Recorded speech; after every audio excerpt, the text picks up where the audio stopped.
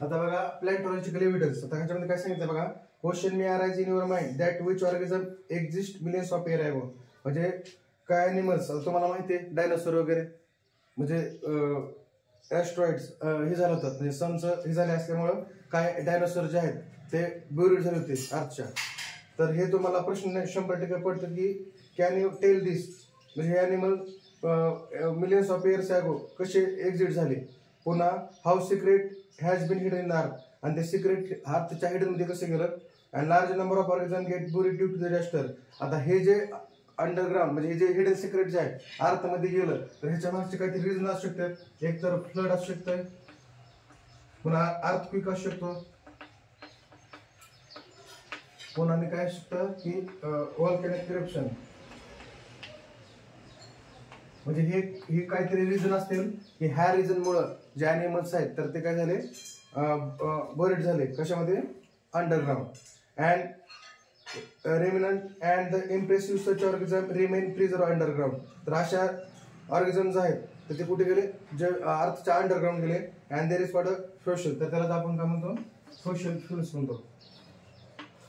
आणि ह्याच्यावरूनच आपण काय करू शकतो, study of fusion is important as study of evolution. आणि तेच हे फ्युशनहून आपण ते ऑर्गॅनिझम कोणता पिसेस, तो पिसेस कशाचा होता, तो कधी त्याची डेथ झाली, तर हे आपण त्याच्यातून काढू शकतो. की जर कधी ज्यावेळेस आपण त्याला डिगिंग केलं किंवा जे फ्युशन फ्यूल सापडले आपल्याला अर्थच्या अंडरग्राउंड, तर ह्याच्यानं आपण सांगू शकतो की हे ॲनिमलची डेथ जी आहे ते काय झाली, कधी झाली.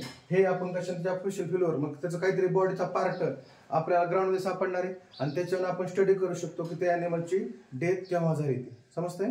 आता बघा पुढचा पॉईंट आहे. आता एक आणि एक सांगितलंय तुम्हाला. आता बघा हा एअरमध्ये कार्बन आहे, कार्बन टेलो आहे, आणि जो रेडिओ ऍक्टिव्ह कार्बन आहे जो तयार व्हायला लागला आता, म्हणजे काय ह्याच्यामुळं पोल्युशन म्हणा किंवा कशामुळं, तर हा कार्बन जो आहे कार्बन 40 पण आहे. आता बघा ह्या दोन गोष्टीची काय, आता हे कार्बन टेलो पण आहे आणि कार्बन 14 पण आहे. तर हे कोण घेणार आहेत, जे तुमचे प्लांट्स आहेत, तर प्लांट्स हे कशामध्ये घेणार आहेत, फोटोसिंथेसिसच्या प्रक्रियेमध्ये घेणार आहेत. आता फोटोसिंथेसिसच्या प्रक्रियेमध्ये घेतल्यावर हा नॉन रेडिएक्टिव्ह आहे, म्हणजे हा तुम्हाला एक्झिट होताना दिसणार नाही. पण हा कार्बन 14 जो आहे तो डिकेड किंवा डिकम्पोज होताना दिसेल तुम्हाला, हा कार्बन 14. पण आता बघा, आता ह्या दोन्ही कोणाबरोबर रिएक्ट होणार आहेत, ऑक्सिजन बरोबर. आता ज्यावेळेस एअरमध्ये ऑक्सिजन बरोबर रिएक्ट होणार आहेत तर त्यावेळेस काय तयार होणार आहे, CO2. आता फोटोसिंथेसिससाठी हा महत्त्वाचा फॅक्टर आहे. म्हणजे झाडं काय करतात, प्लांट्स फोटोसिंथेसिसच्या प्रक्रियेमध्ये ह्या CO2 ला घेणार आहे. आता हे CO2 प्लांट्सना घेतल्याच्या नंतर त्याला कोण, हार्बिवरस ॲनिमल्स आहेत, तर ते हार्बिवरस ॲनिमल्स काय करणार, त्याला खाणार आहेत. आणि खाल्ल्याच्या नंतर ज्यावेळेस तो जोपर्यंत ॲनिमल अलाइव्ह आहे, जोपर्यंत जिवंत आहे, त्याच्यामध्ये हे कॉन्स्टंट कार्बन टेलो आणि कार्बन 14 हे दोन्ही पण त्याच्यामध्ये बघायला भेटणार आहेत आपल्याला. कधी, जोपर्यंत तो खातोय किंवा जिवंत आहे तोपर्यंत. पण ज्यावेळेस त्याची डेथ झाली तर डेथच्या नंतर हा कार्बन 14 जो आहे तो हळूहळू काय लागला, संपत जायला लागला. संपत आहे म्हणजे इथं काय लागला, तो संपत जायला कार्बन टेलो. आणि त्याच्यामध्ये कार्बन 14 संपत जायला, आणि टेलो जो आहे तो ॲज इट इज बॉडीमध्ये राहायला लागलाय. मग तो हळूहळू डिकम्पोज होलाय. पण हा फास्टली म्हणजे रेडिएक्टिव्ह असल्यामुळं हा लगेच काय व्हायला, डिकम्पोज व्हायला किंवा डिकेड व्हायला लागला किंवा समाप्त व्हायला लागलाय. समजतंय. पण ज्यावेळेस आपण कार्बन टेलो आणि कार्बन 14 ची जर मात्रा जर काढली, तो ॲनिमल डेथ झाल्याच्या नंतर हे जर आपण त्याचा रेशो काढला, तर ह्या रेशोवरून आपल्याला ते कळू शकतं की ते ऑर्गॅनिझम्स कोणता आहे, त्याची डेथ कधी झाली, त्याचे म्हणजे कधी कोणत्या इयर्स मध्ये झाली, 10 वर्ष झाली, 50 वर्ष झाली, कधी झाली हे सांगू शकतो. कधी, ज्यावेळेस आपण यांचा रेशो काढला कार्बन टेलो आणि कार्बन 14, तर ह्याच प्रोसेसला म्हणलं जात आहे कार्बन डेटिंग मेथड. समजते. म्हणजे ह्याला म्हणत आहे कार्बन डेटिंग मेथड्स. म्हणजे ह्याच्यामध्ये काय केलं आपण, की ज्यामध्ये कार्बन एअरमध्ये कार्बन टेलो पण आहे आणि कार्बन 14 हा रेडिएक्टिव्ह, हे नॉन रेडिएक्टिव्ह आहे. पण ज्यावेळेस हा ऑक्सिजनशी कॉन्टॅक्ट मध्ये येईल तर त्यावेळेस कार्बन डायऑक्साईड तयार होईल, आणि कार्बन डायऑक्साईड हे दोघं पण याच्याशी रिएक्ट होणार आहेत. आणि परत पुन्हा काय होणार आहे, ज्यावेळेस दोघं जण रिएक्ट होतील तर त्यावेळेस कार्बन डायऑक्साईड तयार होईल, आणि प्लांट्स ह्या कार्बन डायऑक्साईडला फोटोसिंथेसिसच्या प्रक्रियेमध्ये घेतील. आणि आता जे हार्बिवरस ॲनिमल्स आहेत, जे काव असेल, बपेल असेल, तर त्यांना ते ईट करणार आहेत. आणि जोपर्यंत त्यांच्या बॉडीमध्ये आहे तर तोपर्यंत ते काय करणार, त्याला दोन्हीची पण मात्रा कॉन्स्टंटली तुम्हाला आल्यावर दिसणार त्याच्यामध्ये. पण जर ॲनिमलची डेथ झाली तर हा कार्बन टेलो तुम्हाला जास्त त्याच्यामध्ये दिसणार आहे. हा फोर्टीन जो काय होणार आहे, डिकम्पोज होणार आहे किंवा डिकेड होणार आहे. समजतंय? तर ह्याच्यावर आणि ह्या दोन्हीच्या रेशोन आपण काढू शकतो की तो ॲनिमल्स काय झाला, कधी त्याची डेथ झाली ती. समजतंय? आणि त्यालाच कार्बन डेटिंग मेथड असं म्हणत आहे. आणि हेच तुम्हाला प्लॅन्टॉलॉजिकल एव्हिडन्स मध्ये हे पॉइंट क्लिअर झाला. समजतंय? आता तो दुसरा आहे बघा, हे कशाचं झालं, प्लॅन्टॉलॉजिकल एव्हिडन्स. आता पुढचा आहे कनेक्टिव्ह लिंक्स. आता कनेक्टिव्ह लिंक्स मध्ये काय सांगितलं बघा, दोन आहेत, एक ॲनिलिडा, हे तुम्हाला ॲनिमल क्लासिफिकेशन मध्ये येणार आहे तुम्हाला पुढं. हे ॲनिलिडा आहे. ॲनिलिडा मध्ये कोण आहे, आर्थोवर्म.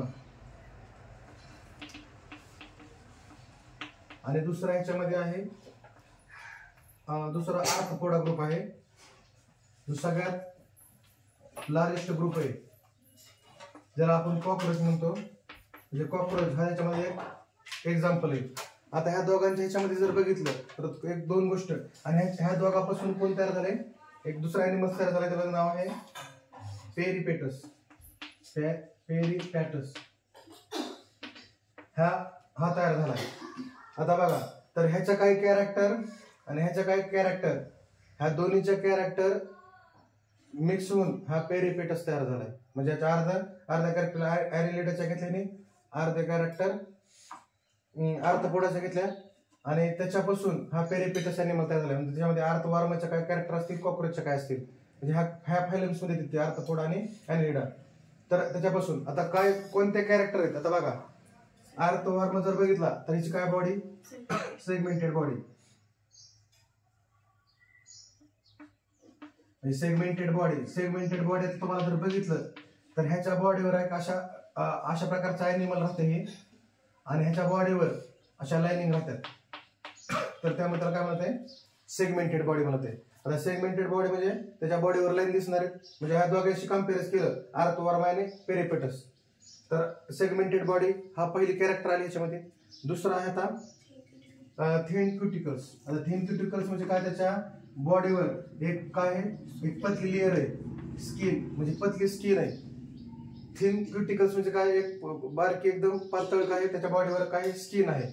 आणि परत पुन्हा काय आहे, पॅरापोडिया म्हणजे काय, आता लोकोमोशन साठी तर ह्या ऑर्गनचा यूज करायला आहे. म्हणजे ह्यांना छोटे छोटे असे पाय आहेत खाली, छोटे छोटे, तर ते कशासाठी वापरायला आहे, त्यांना एका ठिकाणी दुसऱ्या ठिकाणी जाण्यासाठी, त्याला पॅरापोडिया.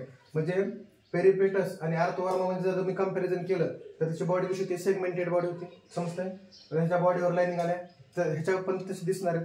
पुन्हा थिन क्युटिकल्स म्हणजे ह्याची जी स्किन आहे ती कशी एकदम पतली आहे किंवा एकदम सॉफ्ट आहे, नाजूक, तर ते पण ह्याच्यातली कॅरेक्टर ह्याच्यामध्ये आली.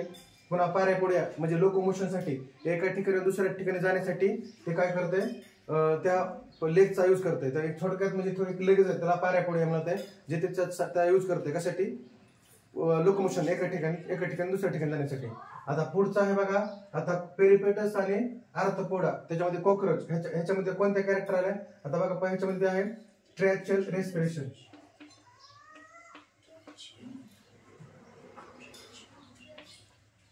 ट्रॅक्चुअल रेस्पिरेशन म्हणजे काय, आता रेस्पिरेशन म्हणजे एक हवा, म्हणजे त्यांच्या एक ट्यूब मध्ये डायरेक्टली काय करते, हवा जाते, आणि त्याला ट्रॅक्चुअल रेस्पिरेशन म्हणलं जाते.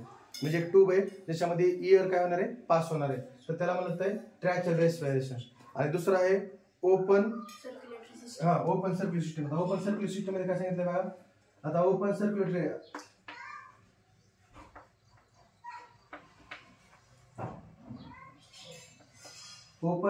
सिस्टम मध्ये काय सांगितलंय की जसं आपल्याला आता आर्टरीज, वेन्स आहेत, आपलं ब्लड जे आपल्या शरीरामध्ये फ्लो होतंय ते कशा थ्रू होतंय, आर्टरीज आणि वेन्स थ्रू होते. समजतंय?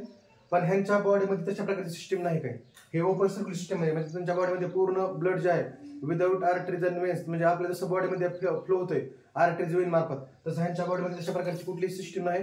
हे डायरेक्टली त्यांच्या बॉडीमध्ये पूर्ण जे ब्लड आहे ते फ्लो होते, तर त्यामुळे त्याला मला म्हणत आहे ओपन सर्क्युलेटरी सिस्टम. समजते? तर हे दोन म्हणजे जर मी आर्थ्रोवर्म आणि पेरिपेटस मध्ये कंपॅरिझन केलं तर हे कॅरेक्टर ह्याच्यामध्ये दिसतात. जर मी पेरिपेटस आणि ह्या कॉकरोच किंवा आर्थ्रोपोडाच्या ग्रुपमध्ये कम्पेअर केलं तर ह्या कॅरेक्टर हे होतात, आणि ह्या दोन्हीच्या कॅरेक्टर मिक्स होऊन काय तयार झालं, पेरिपेटस हा ॲनिमल्स तयार झाला. समजतंय? म्हणजे हे तर त्यालाच काय म्हणत आहे, कनेक्टिंग लिंक्स. म्हणजे काही कॅरेक्टर ह्याच्या, काही कॅरेक्टर ह्याच्या, आणि ह्याच्यावर एक पेरिपेटस ॲनिमल, म्हणजे दोघांची पण काहीतरी कनेक्टेड लिंक आहे, तेव्हा हा मिडल ॲनिमल्स तयार झालाय. समजतंय? तर त्याला म्हणत आहे कनेक्टिंग लिंक्स. आणि दुसरे एक्झाम्पल देत बघा, duck billed platypus legs like reptiles. आता दुसरे एक्झाम्पल आहे डक बिल्ड प्लेटिपस. बघा आता,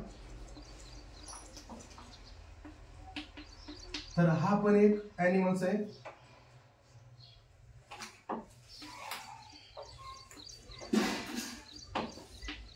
तर हे काय करतो, रेप्टाइल सारखे, सापासारखे काय करतो, अंडे देतो.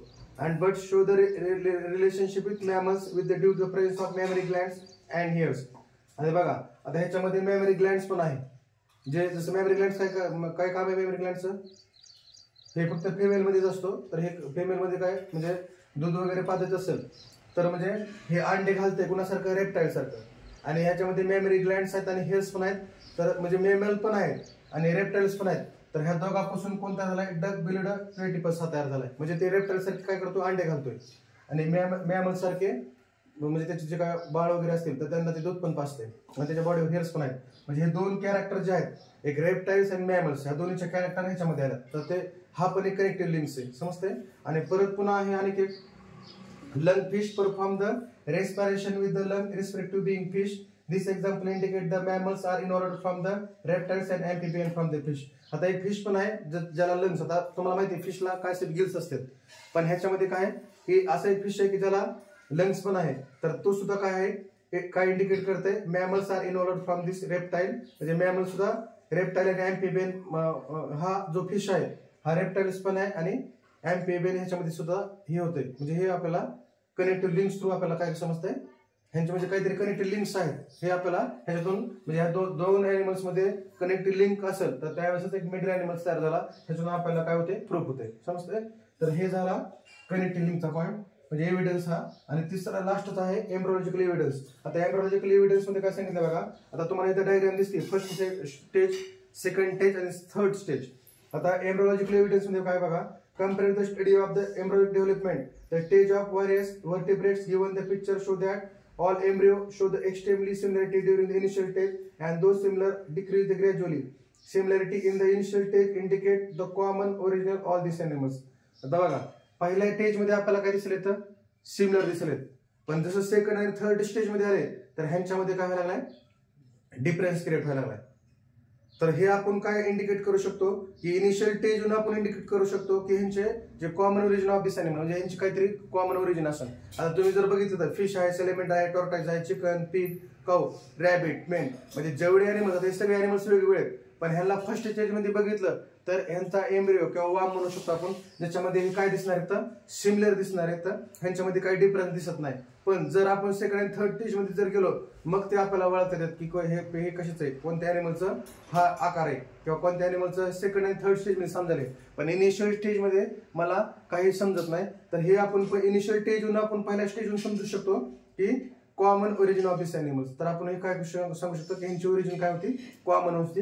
कशाहून, फर्स्ट स्टेज होऊन. म्हणजे पहिल्या स्टेज मध्ये जर तुम्ही बघितलं तर हे सगळे सिमिलर दिसतात, आपल्याला ओळखू पण येत नाही फिशचं कोणतं आहे, टॉर्टाइजचं कोणतं आहे, चिकनचं कोणतं आहे, पिगचं कोणतं आहे.